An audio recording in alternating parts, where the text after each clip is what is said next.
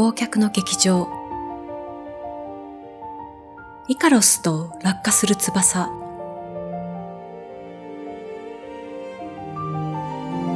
飛べない翼で太陽を目指した。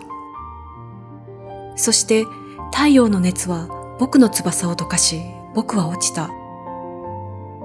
だがそれは本当に墜落だったのだろうか。父さんは言った。高すぎず低すぎず。その忠告を守って重要の空気を吸おうとした。でもあの太陽の光、ニーチェの新しい石板みたいな真理の熱に触れた瞬間、僕は歓喜に満たされた。あの美しい太陽のほとばしる生き生きとした活力。しかし僕の翼はあの熱に耐えきれず落ちた。3000年、海面に叩きつけられながら考え続ける。あの輝く太陽の熱に触れ、そして僕は落ちている。ニーチェの笑うライオンは一体どこで目を覚ます？地上は薄い善と悪の空気で覆われていた。安全に満ちていた。それは生き延びるにはちょうどいい。だが、あの太陽の歓喜に触れ、生きていると感じるには、あまりにも薄い。あまりにも冷たい。だから、落ち続ける者は問う。あの太陽の光を知らないままに生きられるのか？あの光を知ってしまった肺で地上の空気を吸えるのか？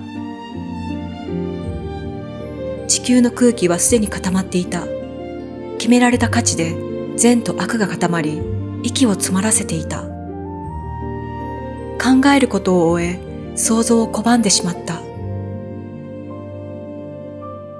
それがこの空気を薄くし、冷たくした。だがニーチェは笑う。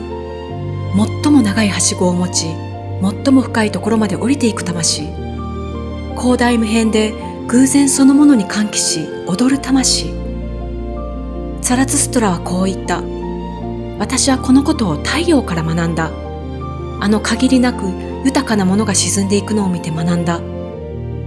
太陽はその無尽蔵の富を傾け、黄金を海に振りまく。その時、最も貧しい漁夫ですら、黄金の貝で漕ぐことになる。その情景を眺め、私は涙を止める術を知らなかった。あの太陽の熱は、そんな魂の光だ。触れた瞬間、世界は一斉に脈打ち、すべてが生きていることを思い出す。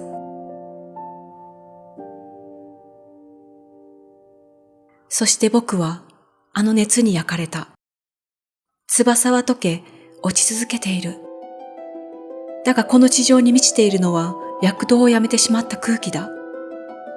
脈打つことを忘れ、魂が固まった死んだ息。長くいると精神を滅ぼす。生きるための空気が生きることそのものをゆっくりと殺す。これは眠る空気だ。吸い続ければ肺が腐る。イカロスの海。あの海面がその眠り。それでも吸わざるを得ない。だが深く吸えば死ぬ。それでもなぜニーチェは絶望しない？別の空気がどこかにあるのか。いいや、肺そのものを変えろという。認識すること。これはライオンの意志を持つ者には快楽である。絶望する暇などない。肺を焼かれながら笑うしかない。新しい翼を作れ。笑うライオンの力と鳩の無垢で。途方もない要求だ。これは相当苦しい真理だ。それでも僕はニーチェの真理を最大に押す。僕は飛べない。でももう地上に戻れない。戻る肺を消失してしまった。海面はまだ遠い。落ちる時間だけが無限だ。